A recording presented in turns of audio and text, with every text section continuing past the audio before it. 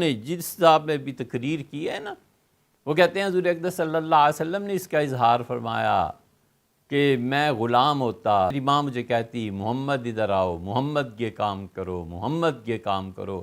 حضور صلی اللہ علیہ وسلم کو اپنی والدہ سے اتنی محبت، لا حول ولا قوت الا باللہ۔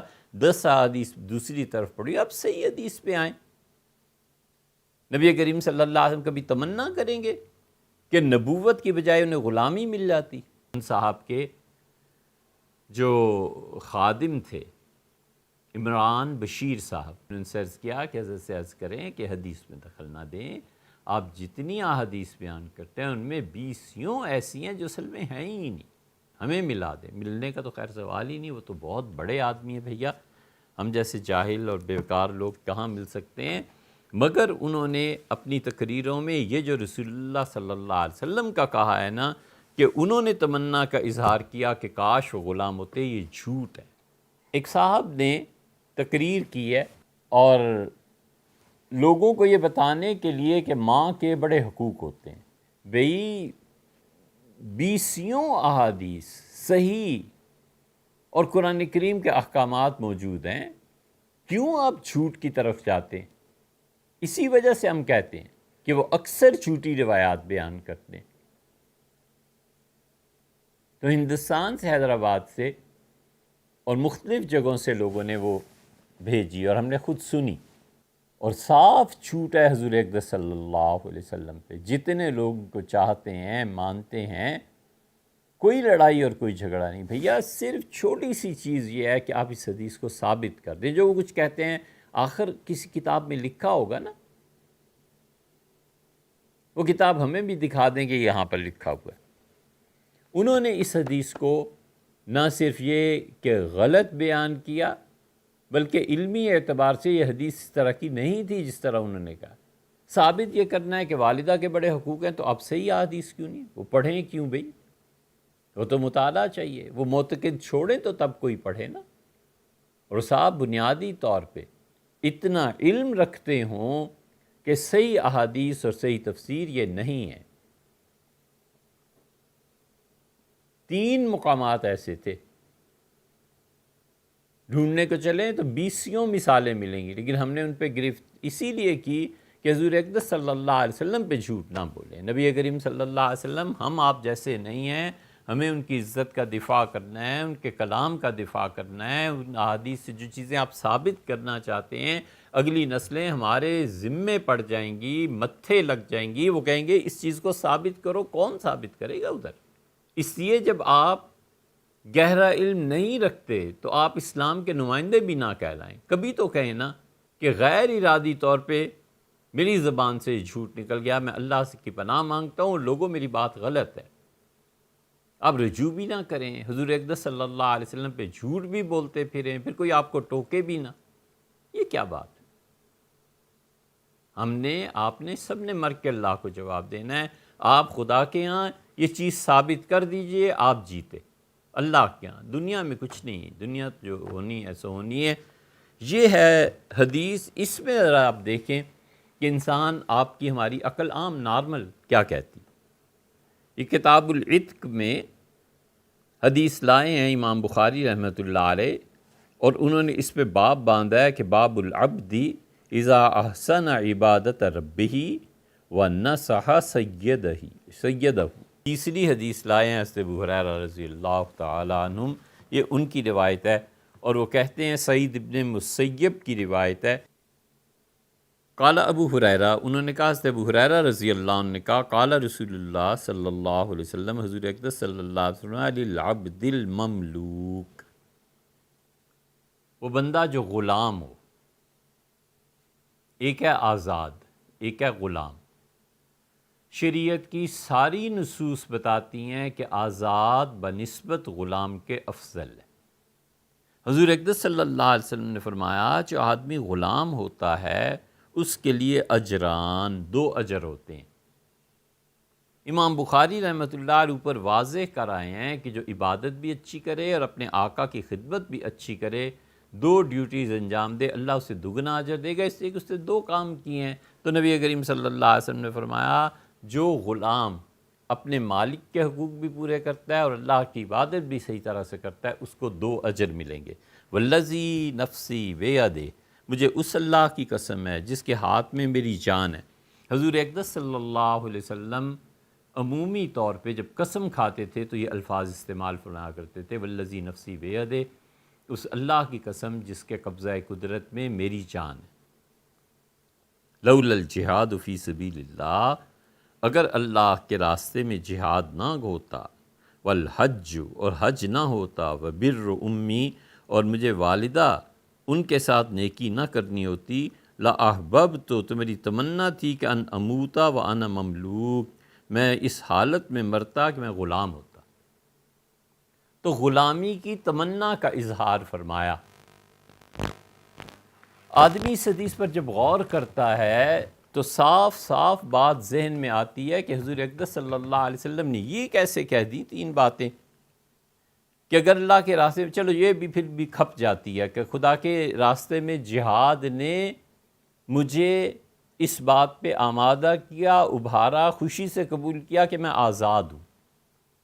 لیکن دیکھو، بر امی، میری والدہ کی خدمت جو ہے نا، دوسری چیز یہ ہے جو غلامی میں مانے ہے۔ نبی کریم صلی اللہ علیہ وسلم نے اپنی والدہ کی جس صاحب میں بھی تقریر کی ہے نا، وہ کہتے ہیں حضور اقدس صلی اللہ علیہ وسلم نے اس کا اظہار فرمایا کہ میں غلام ہوتا، میری ماں مجھے کہتی محمد ادھر آؤ، محمد یہ کام کرو، محمد یہ کام کرو۔ حضور صلی اللہ علیہ وسلم کو اپنی والدہ سے اتنی محبت، لا حول ولا قوت الا باللہ۔ 10 حدیث دوسری طرف پڑھی، اب صحیح حدیث پہ آئیں۔ نبی کریم صلی اللہ علیہ وسلم کبھی تمنا کریں گے کہ نبوت کی بجائے انہیں غلامی مل جاتی؟ 3 چیزیں انہوں نے کہیں، اگر یہ آزادی کی زندگی نہ ہوتی، ایک ماں کے ساتھ نیکی کرنا، یہ اتنی اچھی چیز ہے کہ غلام ہوتا تو یہ نہ کر سکتا۔ جہاد اتنی اچھی چیز ہے کہ میں غلام ہوتا تو جہاد اپنے آقا کی اجازت کے بغیر نہ کر سکتا۔ اور تیسری چیز حج نہ ہوتا، حضور اقدس صلی اللہ علیہ وسلم نے ایک ہی تو حج کیا ہے۔ والدہ صاحبہ اس وقت کہاں تھی؟ حیات ہی نہیں تھی، وہ تو انتقال فرما گئی تھی بچپن میں۔ رسول اللہ صلی اللہ علیہ وسلم تو ان کی قبر مبارک پر حاضر ہوئے ہیں حدیبیہ کے بھی بعد۔ تو یہ حدیث ہے کیا جب عقل میں ہی نہیں آتی؟ اب دیکھیے، یہی روایت امام مسلم رحمۃ اللہ علیہ لائی، اور امام مسلم رحمۃ اللہ علیہ کتاب الایمان میں انہوں نے ذکر کیا، پھر باب قائم کیا ہے کہ جو اپنے پروردگار کی اچھی عبادت کرے اور اپنے مالک کی خدمت کرے، وہ 2 اجر اسے ملیں گے۔ وہی لائے ہیں حدیث۔ سعید ابن مسیب رحمۃ اللہ علیہ نے کہا کہ حضرت ابو ہریرہ رضی اللہ عنہ نے کہا قال رسول اللہ صلی اللہ علیہ وسلم۔ اب دیکھا آپ نے، 3 چیزیں تھیں نا، حج تھا، والدہ کی خدمت تھی، اور اللہ کے راستے میں جہاد تھا۔ یہ 3 چیزیں نہ ہوتی، جو آزاد کو نصیب ہیں غلام کر نہیں سکتا، تو میں اللہ سے دعا، یعنی میری تمنا ہے کہ میری موت آتی اس حال میں کہ میں غلام ہوں۔ حضرت رسالت مآب صلی اللہ علیہ وسلم بخاری شریف میں یہ پتہ چلتا ہے، مسلم میں یہ حدیث کہتے ہیں کہ نبی کریم صلی اللہ علیہ وسلم للعبد المملوک المصلح اجران، جو آدمی غلام ہوتا ہے اور وہ اچھے کام کرتا ہے، یعنی اللہ کی عبادت بھی اور اپنے آقا کی خدمت بھی، اجران، اسے 2 اجر ملیں گے۔ والذی نفس ابی ہریرہ بیدہ، اس اللہ کی قسم جس کے قبضہ قدرت میں ابو ہریرہ کی جان ہے۔ بخاری کی روایت سے اندازہ ہوتا تھا کہ وہ رسول اللہ صلی اللہ علیہ وسلم جو عام طور پہ اسی طرح قسم کھاتے تھے، یہ حضور اقدس صلی اللہ علیہ وسلم کا اپنا جملہ ہے۔ جب مسلم میں اسی روایت کو آدمی نے دیکھا تو اس نے کہا یہ تو حضرت ابو ہریرہ رضی اللہ عنہ حضور صلی اللہ علیہ وسلم ہی کے الفاظ کو استعمال فرما رہے ہیں، لیکن اپنے متعلق کہہ رہے ہیں، ان کا جملہ نہیں ہے، یہ ہے ادراج، یہ ہے مدرج، کہ ابو ہریرہ رضی اللہ عنہ کہتے ہیں اس اللہ کی قسم جس کے قبضہ قدرت میں میری جان ہے، اگر خدا کے راستے میں جہاد والحج اور حج و بر امی اور والدہ صاحبہ کی خدمت نہ ہوتی لأحببت انا اموت و انا مملوک، میرا جی چاہتا ہے کہ میں مرتا تو بھی غلام ہی ہوتا کہ اس کو 2 اجر ملتے ہیں، ثواب ڈبل ہو جاتا ہے اس کا۔ کچھ ہے نا جن کے ثواب ڈبل ہیں، مثلا امہات المومنین کے متعلق اللہ نے کہا کہ اگر تم اچھے کام کرو گی تو ہم تمہیں ڈبل اجر دیں گے۔ اس پہ ہم نے ایک مضمون بھی لکھا تھا کہ کس کس کے لیے دوہرے اجر ہیں۔ یہ جو ہے نا، یہ یہاں سے پتہ چلا کہ ہو یہ تو حضرت ابو ہریرہ رضی اللہ عنہ کا، اسی لیے حضرت ابو ہریرہ رضی اللہ عنہ نے حج کیا جب ان کی والدہ کا انتقال ہو گیا۔ اپنی والدہ کی خدمت میں ہمیشہ لگے رہتے تھے، حج کے لیے بھی نہیں گئے کہ والدہ کو میری زیادہ ضرورت ہے۔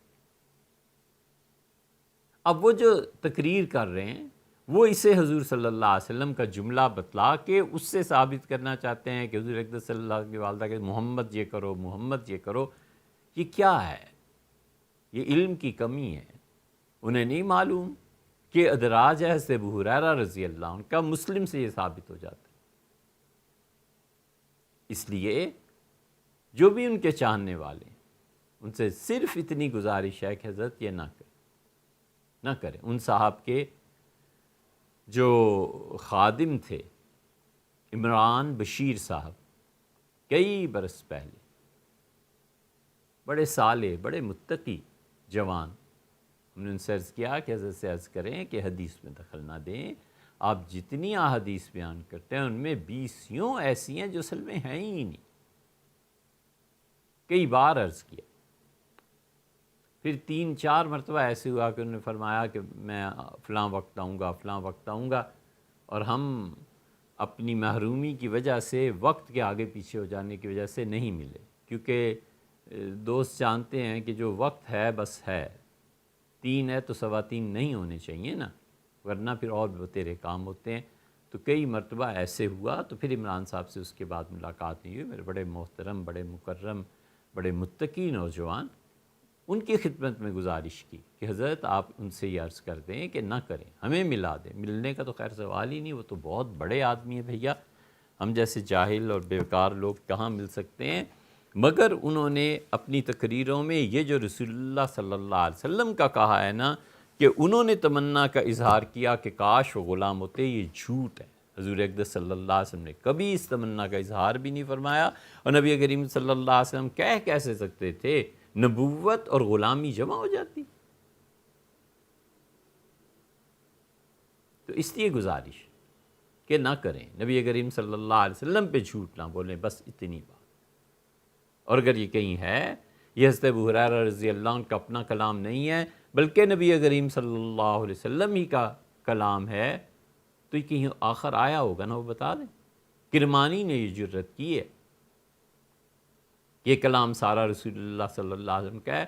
اس پہ پھر عینی، ابن حجر اور بخاری کے شراح انہوں نے خوب جواب دیا ہے کرمانی رحمۃ اللہ علیہ، خاص طور پہ ابن حجر رحمۃ اللہ کے اس وقت ذہن میں نہیں ہے، لیکن ان کا ہے بدر الدین عینی رحمۃ اللہ علیہ کا۔ عینی بڑے تھے ابن حجر رحمۃ اللہ علیہ سے، لیکن انہوں نے خوب اس پہ نقد کیا ہے، تنقید کیا ہے، اور ثابت بھی کیا ان محدثین اور شراح نے کہ کلام حضرت ابو ہریرہ رضی اللہ عنہ کا مدرج ہے، یہ حدیث مدرج۔